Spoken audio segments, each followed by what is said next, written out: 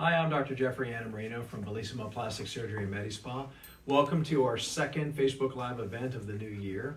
Tonight we're going to talk about one of the most popular areas for surgery in our practice, the breast area. And so tonight is going to be everything about breasts, and we're going to try to set it up so that you kind of have an idea of what it might be to have a consultation. And any questions that you have, if this is an area of interest for you, please stay tuned. If you have any questions, please type them and we will try to get to those during the production here. So we'll kick it off tonight, and as we've had in the past, Angela will be our model for the night. And let's go with some questions here. Well, talk us through what happens when you come in for a consultation. So at Bellissimo, we like to have patients really kind of give their story. So the patient is in one of the exam rooms when I come in. I've already looked through most of their paperwork, all their past medical history, their medications, and familiarize myself with them. So really to kind of get an idea is to establish sort of the goals and what the desires are for that patient. Really let the patient kind of tell me where, sort of where they've come from, where they're at, and what goals they have. Once that has been established and I kind of have a good idea of where they want to go, then I do an examination with them. I try to do this as quickly as possible because it's always a little unnerving to meet the surgeon for the first time. And then I usually go in front of the mirror with them and demonstrate on them certain things that we've talked about, things that I've seen, things that bother them. So we usually talk about the distance between the breast, the cleavage, the outside part of the breast, right at the outside part of the breast should stop right at the fold of the armpit or axilla. We talk about the relationship of the nipple to the fold, and we'll get into that a little bit more later tonight. We'll talk about the different measurements that I take and what I'm seeing. And then I usually take some quick photographs and allow the patient to get dressed. That way we can sit and go over everything now, and if we have to refer back to anything, we have the photographs to refer back to.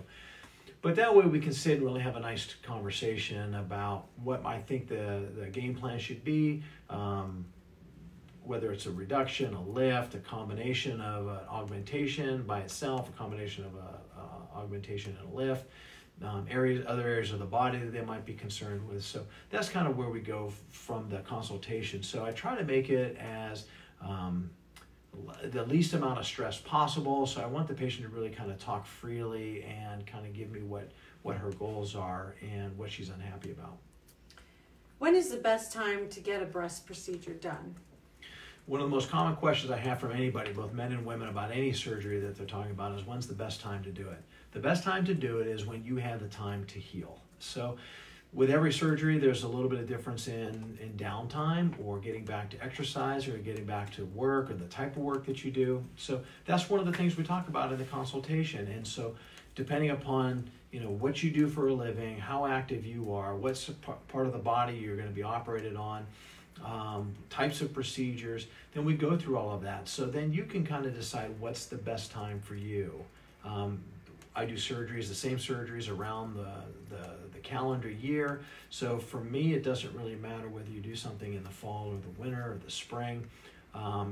People travel in the summer, kids have vacation time. So it really just depends on when you have, sometime anywhere from 1 to 2, 3 weeks of downtime that you can afford to take. Do you find most women do their breast procedures in the spring or in the early spring before bathing suit season? It's certainly the most common time for breast surgery, but I do a fair amount through the rest of the year as well. Again, many ladies are coming in now that's through the winter, and now they're starting to think about spring, summer, bathing suits, getting to the pool, going to the beach. So this is the time to do it, and that gives them enough time to heal, get back to all of their daily activities. But it really just depends, again, on when it's the best time for you, because you'll heal the same no matter what time of year you do it. Do you recommend patients wait until after they're done having children and breastfeeding to have breast surgery? It really, again, depends on the woman. So that's something that anybody in the childbearing years, we talk about breast surgery. I talk to them about future pregnancies. I talk to them about the chances that it may interfere with their ability to breastfeed. We talk about if they have kids now or kids in the future. So I really put it out there and be as transparent as possible, because that's a decision that the woman has to make. I find that some women want to wait because they may want to have more children. It's not really so much with the breast, but really with the belly when we talk about tummy tucks. And so I really recommend in that situation that if you're going to do a tummy tuck, then maybe you want to be done having children at that point. But breast surgery is really, again, up to the woman. I have plenty of women that sort of tell me that they may want to have more kids, they're not sure, but especially ladies with large breasts or sagging, what we call ptosis of the breast, sometimes it's just worth it to them to have the breast reduced or the breast lifted back into position because they're physically uncomfortable in their day-to-day life, that it would actually makes their pregnancy a little bit easier. Do you ever combine any of the breast procedures? Yeah, so the combinations of breast surgery, the most common is a breast implant combined with some type of a breast lift, and we'll go through that in more detail in a little bit. But that's the most common combination of breast surgeries. But the breasts are also combined with a lot of other surgeries. I've done combinations of a facelift and a reaugmentation. I've done tummy tucks and breast surgery, whether that be a lift, a reduction, or augmentation. Liposuction and breast go together well. So breast surgery can be combined in and of itself, also mix and match with other parts of the body. Can you walk me through a breast augmentation consultation? Yeah, so again, it's really important to kind of get on the same page with the lady. One thing I don't like to do is talk about cup sizes. Bras come in all different cups, as we know, but the cups are very sort of uncharacteristic in how, one company might measure at a C, another company might have a completely different C. The style of the breast also matters, so it's really hard to fit a woman into a certain cup size that is uniform across all breast companies. So I'd rather her talk to me about what she wants, what's the look that she's looking for. I would rather go for a look, and then whatever whatever bra fits you and the different styles of the bra, that's the best way to do it. So when a lady comes in, many times they're young women who didn't develop. They're also women that have had children and have lost breast tissue. So the most common area that women lose breast tissue over the course of their life is in the upper, what we call the upper pole, so the upper part of the breast. A natural breast has no fullness here, so almost all women have a concavity here. Women don't know that, so a lot of times they sort of translate it in their mind that they've lost breast tissue here. It looks like the breasts are heavy or sagging and what we call ptosis. But ptosis is really the relationship of the nipple to the inframammary fold, this line down here. So if the nipple is right at the fold or a little bit above, there is no sagging to the breast. And some women equate the heaviness of the breast with sagging, and that really doesn't really have the same definition as the level of the nipple to the fold. We can change that and change the shape. So when a lady comes in, especially after aging and breastfeeding or just pregnancies, most women want to redefine this part of their breast. So women come in and they say, I want to still look natural, but I want a fuller breast. I want a more rounded breast. So for me, a breast augmentation is about recreating or creating balance. Not only balance in the breast from top to bottom, but side to side. Also the balance of the breast volume to the rest of the body habitus. The front of the breast or the curve in the front should match the curve in the back. And we've demonstrated that before. We've talked about breast augmentation. So for me, a breast augmentation is really about defining this area so that it matches the rest of your body. So the one thing I tell ladies that we go through, 3 non-negotiables with me for breast augmentation: the size of the implant that you can choose. So here are the measurements that I go through. The first one is the sternal notch on the woman to the distance to the nipple. Most women are 19 to 23 centimeters. If you're lower than that, it might mean that you need a lift. But if you're in that range, that's what when the surgeon marks you, that's what they're measuring for, is the level of that nipple from here, and also the level of the nipple from the inframammary fold. The most critical is the width of the breast. For me, that's the defining size, is how to pick your implant. Most women are somewhere between 11 and 13 centimeters, with the most common probably being around 12 centimeters. Then that's the distance from here to here. So you don't want the breast implant to be so wide that it's out into this area. Your breast should stop right at the front of your armpit, and that's for any procedure. The breast implant should be centered here. So what I usually will tell a lady is that if your breast, whatever your width is, I add a half a centimeter. So if it's 12, you can go to 12.5 centimeters in width of the implant. As implants get wider, as they get larger, they get wider.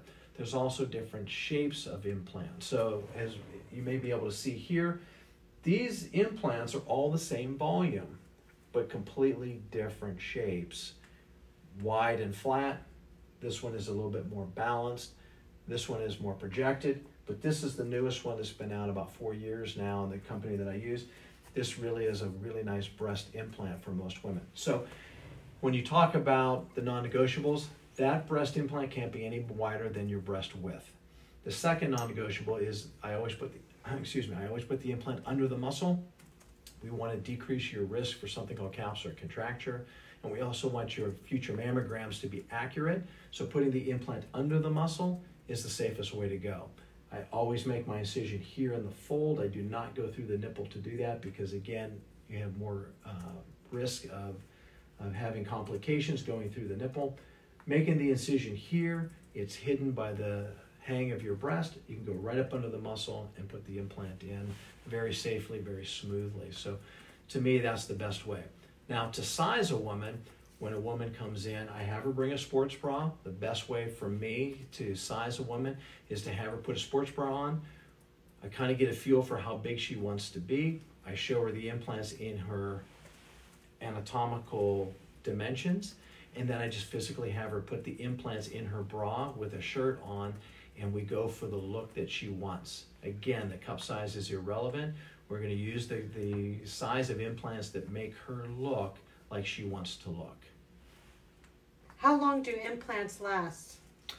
The silicone implants last about 25 to 30 years, maybe longer. Saline implants on average last about 10 to 15 years, so roughly in that time frame. What's the difference between silicone and saline? Personally, I prefer silicone over saline implants. There's nothing wrong with a saline implant. It does the job. The downsides of a saline implant is they can tend to ripple. So if you're really thin, sometimes you can see that rippling through your skin. You can always feel that implant, especially on the outside part. So a lot of women don't like that, and a lot of women are coming in for augmentation because they want to feel more confident about themselves. Feeling that implant kind of decreases that amount of confidence. The other thing that I don't like about it is that the longevity is about half the time. The silicone implants, first of all, the silicone is safe. The silicone inside is very much like a jelly, so you can cut the implants open. The gel just sort of sits there. They tend not to ripple. It's very difficult to feel them, so they're very natural, but the life expectancy is about twice as much, so you're saving a surgery down the line. So I do like that better. But again, it's really what the woman wants. I usually try to discuss the pros and cons of both. Most women will go over to the silicone side because of this fact that they're safe. Now, there are things on the internet that you need to be aware of. Number one, you do not have to have any implant changed out every 10 years, and I think that's the biggest misinformation out there. As long as your breast is soft and looks the same, leave the implants alone and just keep going along with them. There's other ones that especially in a silicone implant, that is going to break open and get into your tissue, get into your bloodstream. That's just physically impossible, especially with the newer implants. So those are a couple things I just wanted to bring up that is really not true that you'll find on the internet. If I'm not sure of my sizing, can I come back in another appointment and recheck? Absolutely. So when we go over everything, I'm sitting in the room with you and we discuss it as you try on different implants, and we go up and down until you find the one that you like. But I've had patients that come in a second or even a third time. I don't have any issues with that. I want you to be certain that you're picking the right size for you, so that on surgery day, we're ready to go. The implants are there, they're all set and ready. So I would rather you kind of check it over and over again until you feel comfortable. What's the difference between an implant and fat transfer to the breast? Well, fat transfers, as we've talked about before, have become pretty popular, at least in theory. A lot of people want to know about them. I don't think that fat transfer to the breast can match what you can do with an implant for most people. You need to take the fat from someplace, so most of the time it's from the belly, it can be from the hips, it can be from the thighs, and then you transfer it to the breast. What you have to worry about is that the breast tissue has to be now, it's the recipient site. So you have to make sure that when you put the fat in, you're not overfilling that area. The fat that you're taking has a blood supply, or it had a blood supply. You're removing it from its blood supply and you're putting it someplace else, in this case the breast. The fat has to reestablish its blood supply. So the problem with fat transfers is that you can have asymmetry with it. So even if you put in the same amount or the same volume on both sides, you might have 70% of the fat reestablish a blood supply on one side, you might only have 60 or 50% on the other side. So now you have this asymmetry. The other thing is that when you do fat transfers, it usually takes 2, maybe 3 surgeries to accomplish everything, and they're spaced anywhere from, at the earliest, 4 months, but most of us would wait 6 to 8 months before we'd go back and do the second stage. So you have to have the right amount of donor site, and so taking the tissue from one place and putting it up here is fine. It works. I've done it. I've been satisfied with it, but it's still a better procedure because it's a one-time surgery with the breast implants. We pick that size going in. With the fat transfers, again, you're planning on going back a second or even a third time, so it's more cost to the patient, and you sort of have this built-in asymmetry. So the other thing you have to think about, we've talked about before, fat has memory. So wherever you take the fat from, that fat, no matter what, if you put it in the breast, and the breast tissue has fat in it, but the fatty tissue here genetically is predisposed to store more weight if you gain weight than it is in your breast. So taking tissue from here and putting it up here, if you gain or lose weight, you might see your breast changing in volume and dimensions more after a fat transfer. So again, it's something to think about. Do you discuss the recovery period and what the process is like with each procedure? Absolutely. Every procedure we go through is very specific about when we follow you back again, when your next visits are. We talk about, again, your career, what you do, what your lifestyle is, what your home life is. Do you have little kids, grown kids? Do you have people that can help you? So we talk about the usual post-operative course, the downtime, getting back to work, getting back to exercise. Whether a lot of people come in, at this time of year, there's now weddings are coming into planning, so, or vacations. So if you're going to go on vacation, sometime in the summer, when would you, how would you back up? When would you, what time frame would you want to have the surgery? Same thing for events and reunions and things like that. So these are all things that we talk about. One thing that you have to worry about if women are interested in this and you're planning a wedding, remember your dress is going to need alterations, so you have to factor that in. If you're coming in, you're going to do any of the breast surgeries, your breasts are going to change in volume or shape or size, so you want to make sure you do that in enough time that your dress fittings are being done in a timely fashion. Otherwise, if you go through a fitting and now you have to change that, it's going to cost more money and you're going to have more stress. You mentioned previously about breast lifts. Mm-hmm. Now, can you tell me a little bit about coming in for a breast lift consultation? Yeah, this is a very common question that women have. Again, most commonly are women after pregnancies or weight loss, because now the volume of the breast has shifted, the shape of the breast has changed. So as the breasts come down on the body, and sometimes it can, the nipple placement can be here. I've had them even down to this far. So especially women after gastric bypasses or just extreme weight loss, the sternal notch to nipple distance can be down even into the 40 centimeter range rather than 19 to 23. So what I'm looking for there is how much volume of breast tissue does she have left? How far down is the breast from the center where it should be positioned? how far is it below the fold of the breast. So some women have enough breast tissue still that the breast tissue now is just sagging. So what I try to tell ladies is, think about your breast as two components. You have the outer skin envelope and then the breast tissue in the middle. So sometimes you have too much skin, but the right amount of breast tissue. Sometimes you've lost breast tissue, and so that isn't enough. And sometimes you have too much skin and loss of breast tissue. So that's how we kind of meander through the waters. Do you need just a breast lift, or do we need to do maybe a little bit of a volume enhancement with a breast implant? So, but for a straightforward lift, those are the ladies, the question I ask them is, in a bra, are you comfortable with the volume of breast tissue that you have? If that answer is yes, then we look for just a straightforward breast lift. If it's no, then we consider breast implant or even some fat transfer. But there are 4 different ways to do a breast lift depending upon where the nipple is sitting on the chest wall. If the nipple is just below the fold of the breast, so it's just down just a little bit, many times with an augmentation you can do a crescent mastopexy, which is taking out about 1/2 centimeter of tissue just above the edge of the areola and moving the nipple up just about 1/2 centimeter. 1 centimeter is kind of pushing the level of that lift.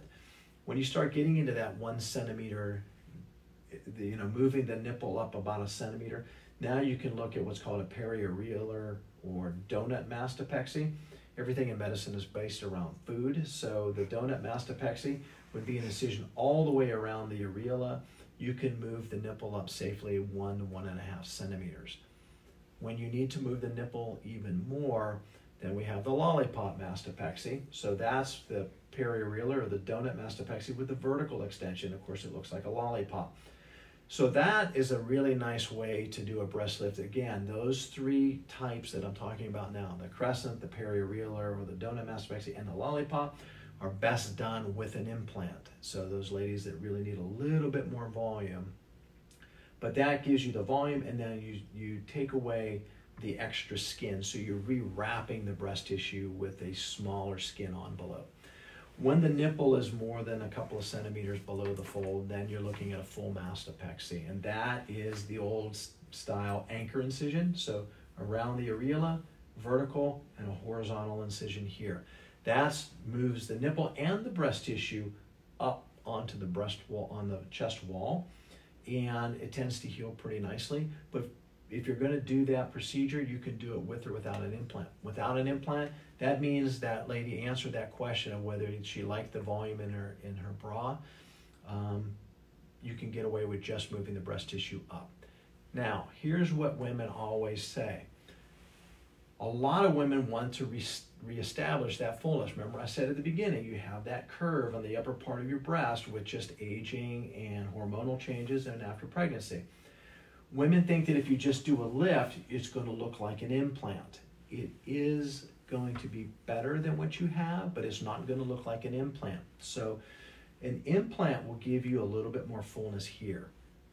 If you have a lot of concavity, lifting the breast will help that concavity. It will diminish it a little bit, but you're still going to have some. And I try to demonstrate it so the woman can have an idea of what it's going to look like.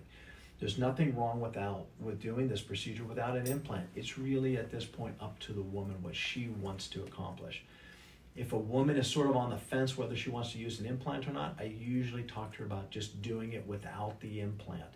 You can always add an implant later on down the line once you've healed, but I wouldn't want to put in an implant and do it and then you don't like the implant or the volume that the implant gives you and you have to take it out later. It's easier to do the lift, let it heal, and then you can decide. But a lot of women pretty much figure that out before. We go through that and I sit with them for a long time. We talk about it, try to demonstrate it. Again, different styles of implants as well. Sometimes this is where this flat one would be kind of work out a little bit better because it'll give you a little bit of fullness here, but it doesn't make the breast much bigger. So lots of variations, and this is stuff we talk about at every consultation when a woman comes in to discuss that. We have to be very specific because of course we want her to be happy. We want to reestablish that balance that she wants, that she sees in her mind. And so going through this for a lot of years, it's a fun combination to put together. What do I need to do as the surgeon to deliver what she wants in her mind's eye? Let's talk about a consult for a breast reduction. Mm-hmm. So we see it more and more at a younger age now, women with excessively large breasts. So again, hormonally, this can be from the time of development. So many women come in, they said they've been large since puberty or the time of development. So they've kind of been dealing with these large breasts. These ladies are complaining of sometimes headaches, lower neck pain, upper back pain, shoulder pain, breast pain, especially with activities. If they're trying to do any recreation or any sports, they're usually using 2 and 3 sports bras. They usually get rashes under the breasts. So these are ladies that have dealt with this for a while. I also have ladies that come in and say, my breasts were actually fine until after pregnancy and they stayed large. So some of the women, we were talking about doing a lift or an augmentation or combination after pregnancy. There's the other side of the fence. You have ladies that have gotten engorged with their milk, and then the breast tissue never really involuted afterwards, and so they stayed large. Once in a blue moon, you have somebody who has just average breast size until they get around menopause, and then sometimes the breast can grow. I've seen it. It's happened to me multiple times with patients, but it's not the most common way. Right during puberty is the most common way that women really need a breast reduction. So for those ladies, that sternocleidomastoid nipple distance is now getting into 28, 29, 30, all the way up. The last one I did was down at 47 centimeters. So really large breasts, really long. So at this point, now we're talking about that same anchor incision. There's different ways to do on a breast reduction. I feel the most comfortable doing what's called a wise pattern inferior pedicle. There's other ones that do vertical, and there's different ways to do them that have come up over the years. They tend to look similar over time. I think the one I just told you about, the inferior pedicle, for me works the best. It's very predictable. So basically what I do is, if the nipple is way down here, I usually put my finger right at the fold of the breast, and then you can feel on the other side of the breast, and you can say, okay, I can feel my finger. That's where the nipple should be centered on the chest wall.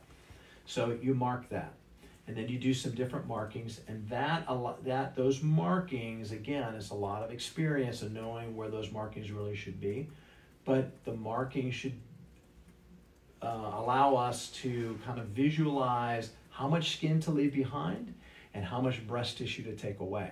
So the breast reduction is 2 surgeries in one. It's a breast lift combined with reducing the amount of breast tissue that you have.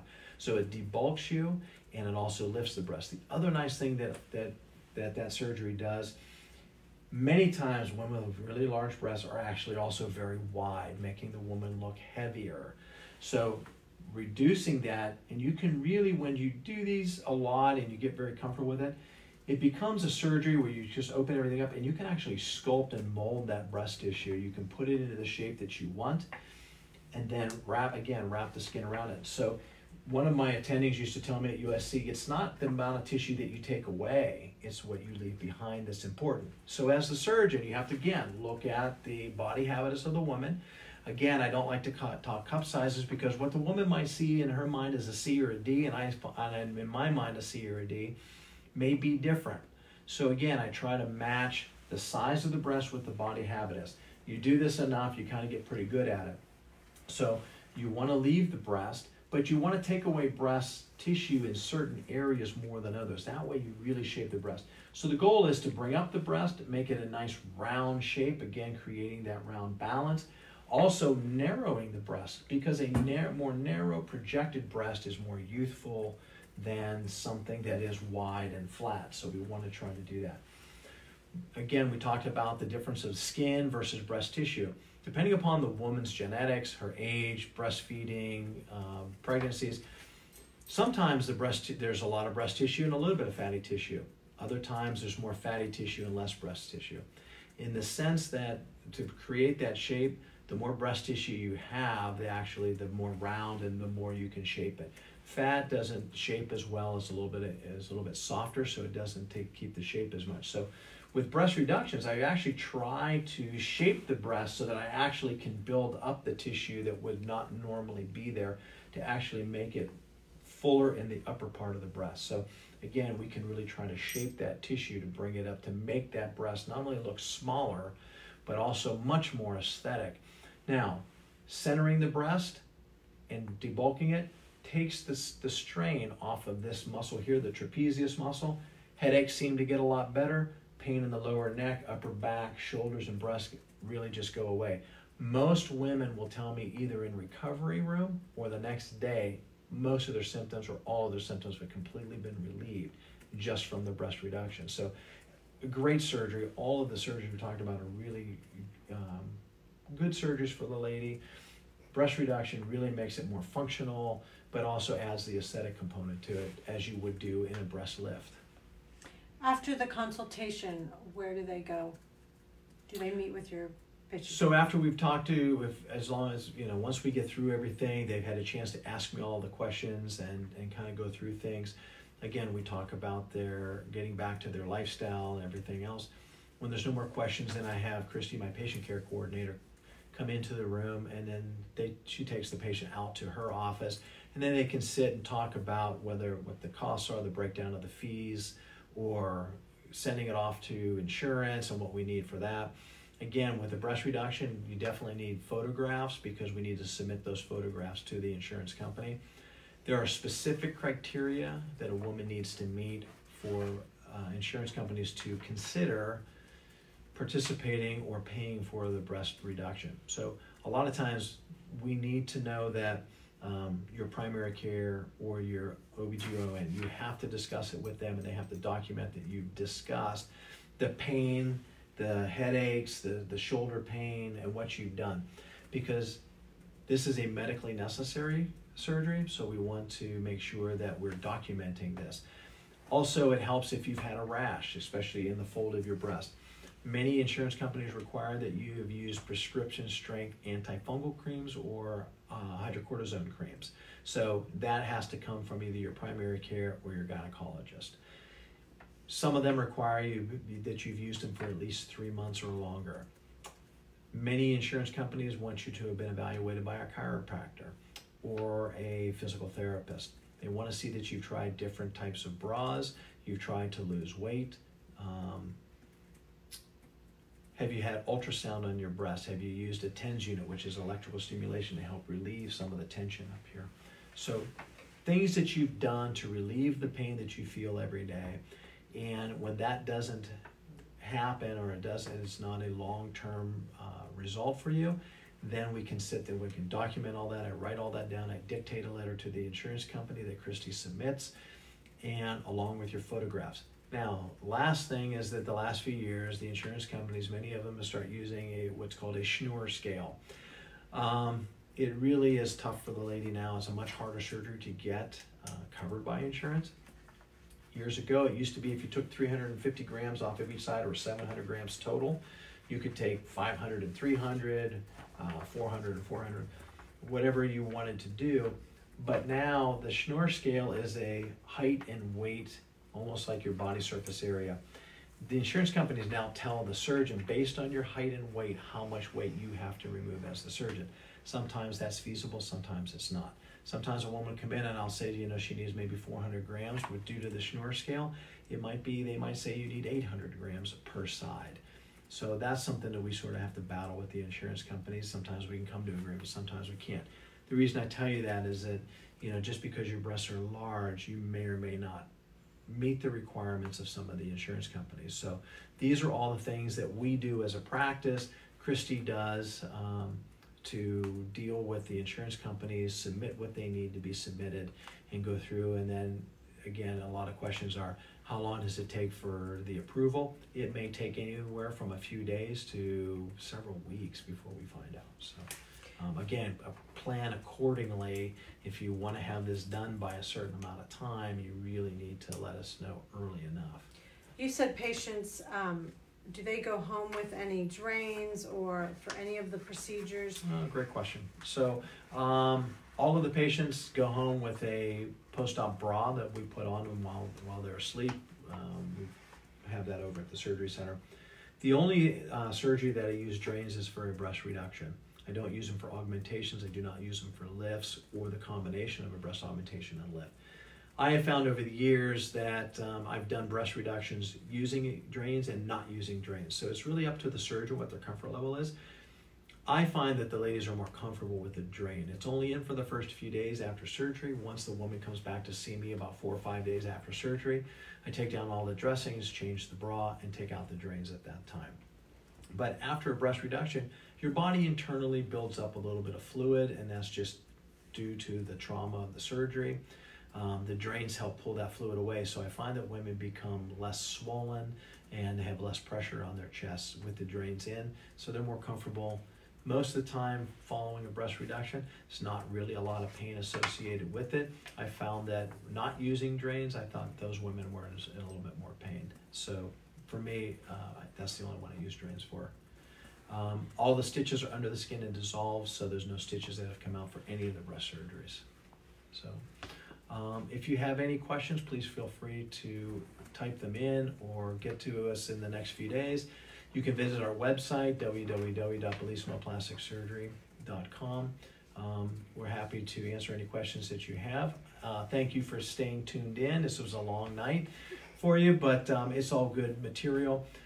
Next month, we are going to show off our new Shadyside, or our new Monroeville office suite. So join us for that. We're very excited. We have a new procedure room. We'll talk about what we can do there. We've also added a couple of lasers out in that site.